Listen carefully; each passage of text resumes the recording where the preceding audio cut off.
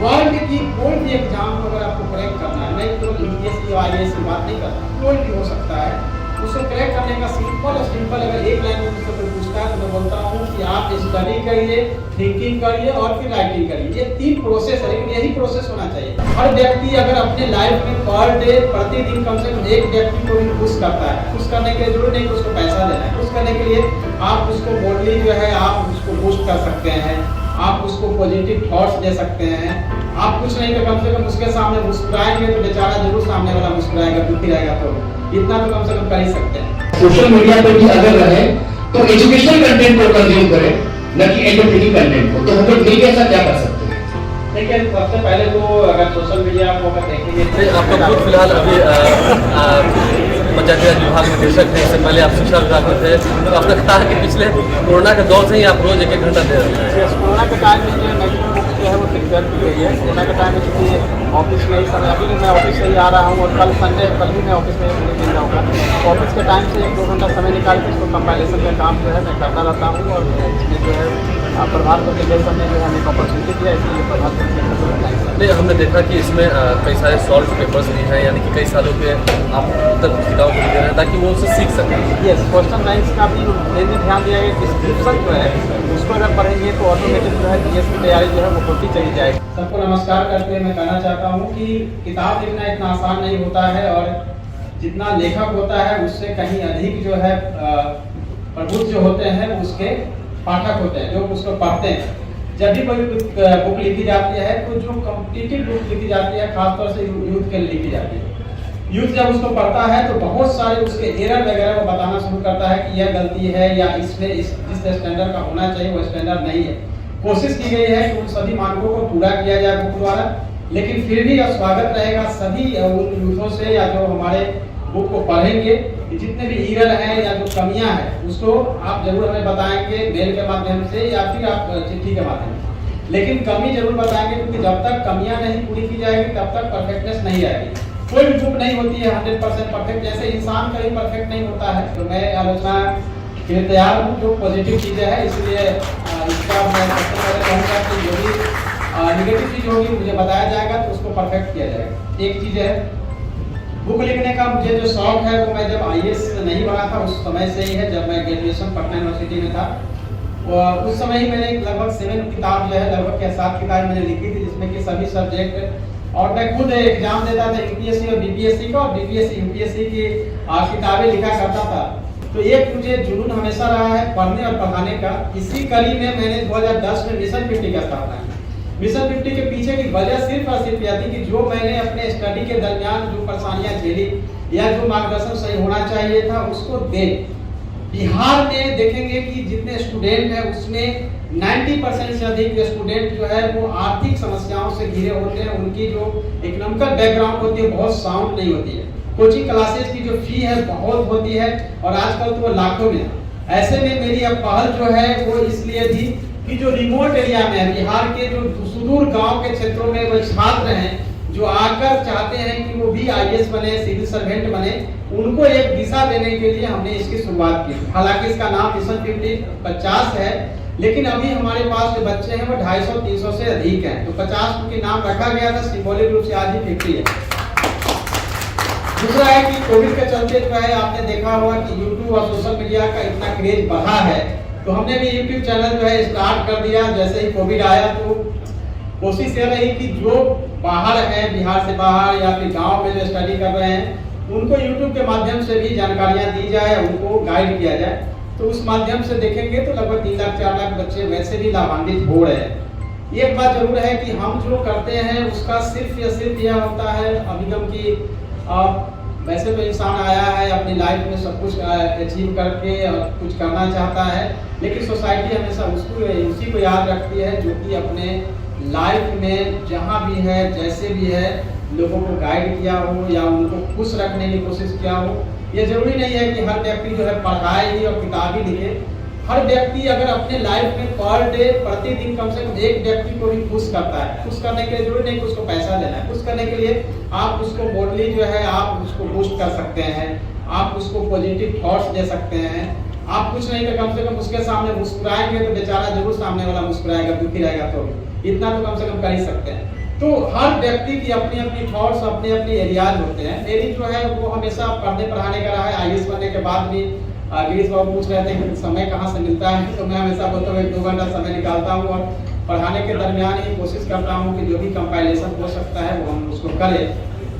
लेकिन फिर भी हम ये कहेंगे कि किताब में जो है त्रुटियाँ होनी है। ये ऐसा नहीं है कि बिल्कुल मैंने जो लिख दिया है 100% परफेक्ट है। मैं अपने से बोलता हूँ परफेक्ट नहीं है 100%। उसमें जो भी सुझाव आएंगे, खासतौर से जो पीछे हमारे स्टूडेंट हैं वो देखेंगे, उसको हम लोग नेक्स्ट टाइम करेक्ट करेंगे।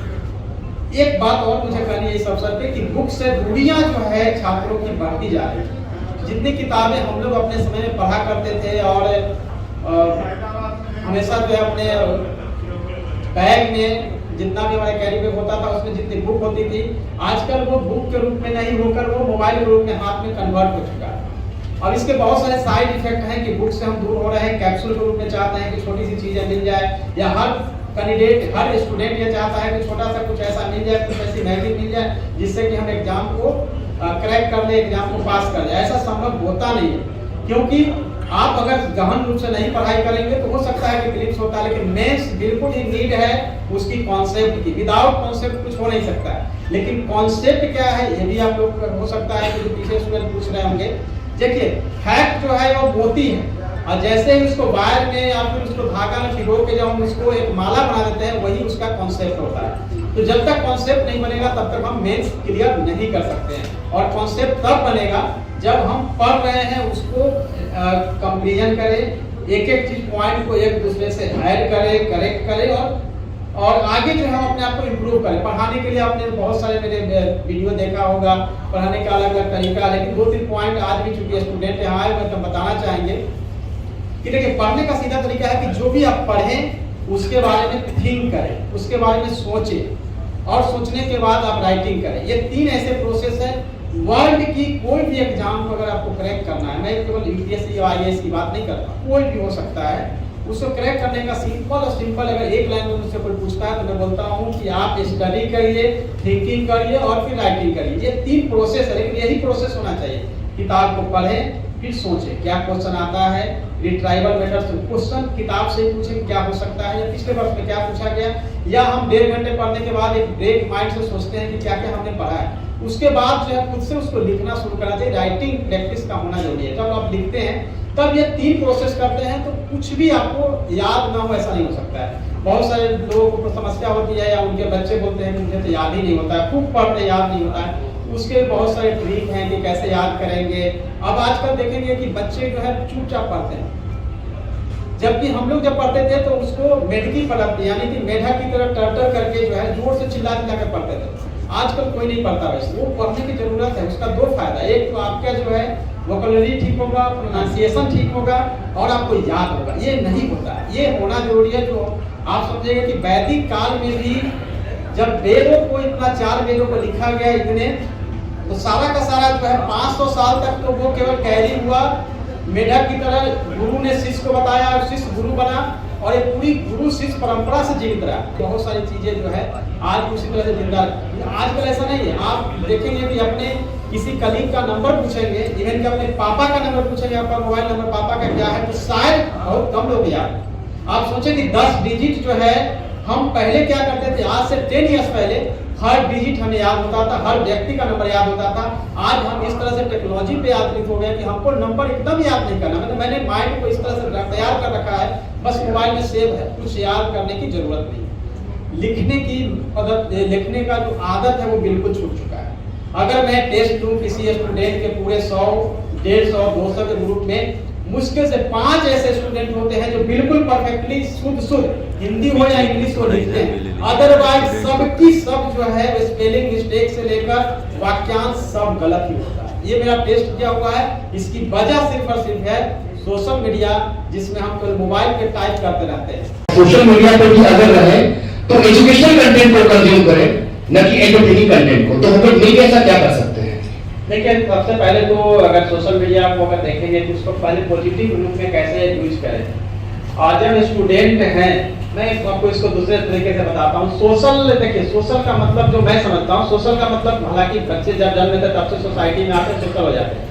लेकिन दूसरे तरीके से इसको देखेंगे, सोशल का मतलब हो गया कि हमारी शादी हो गई, जैसे मेरे बच्चे हो गए, तब हम लोग सोशल हो गए, सोशल मीडिया यूज कर सकते हैं। लेकिन सोशल होने से पहले ही बच्चे जो है हमारे वो पहले से ही मोबाइल उन्होंने यूज करना शुरू किया, तो ये सही नहीं है। अब उसको हम बताते हैं कैसे कट कर सकते हैं। बच्चों को आप बिल्कुल आप 1 से 1.5 घंटे का पहले ही डिसाइड कर लीजिए कि बाबू तुमको मोबाइल हम 5 बजे देने वाले हैं, 7 बजे ले लेने वाले हैं। 2 घंटा में तुमको जितना भी कंज्यूम करना है, जितना भी समझना है, गूगल सर्च करना है, गूगल करना है, वो सब आपको उतना देर में कर लो। दूसरा है कि कभी भी बच्चों को नाइट में जब सोने जाते हैं तो आप उसको मोबाइल हाथ में मत दीजिए, क्योंकि वो रात भर मोबाइल ही करते रहता है। उस समय सोने से पहले आप मोबाइल 1 घंटा पहले ही आप ले लेना सबसे बेहतर तरीका है कि आप उसको मोबाइल को कम से कम यूटिलाइज करें। स्कूल, कोचिंग या क्लासेस वगैरह जाता है, बिल्कुल उसको मोबाइल जो है उसको लेके जा सकता है, लेकिन आप यह कहें कि डाटा वगैरह ऑफ रखें, लेकिन मिनिमम यूज करने के लिए 2 घंटा कर सकते हैं। लेकिन आप जैसे बताएं कि ट्रैक पे लाने के लिए तो सोशल मीडिया के जो पॉजिटिव चीजें हैं उसके बारे में बताना बहुत जरूरी है। देखिए जनरली क्या होता है, तो बच्चे की बात है, बड़े भी अगर एक बार मोबाइल को ले लेते हैं और जब स्क्रॉल शुरू करते हैं तो कब अनकॉन्शियसली बिना इंटेंशन का कब आपका 4 घंटा निकल जाता है पता नहीं चलता है। तो बड़े लोग भी कर रहे हैं, तो बच्चे की बात अलग है। तो बच्चे तो और भी वो ज्यादा कहेंगे कि वो खोजते रहते हैं, नया चीज सर्च करने की कोशिश करते हैं, तो वो वैसे में उनका यूज जो है वो बहुत ज्यादा बढ़ता जाता है।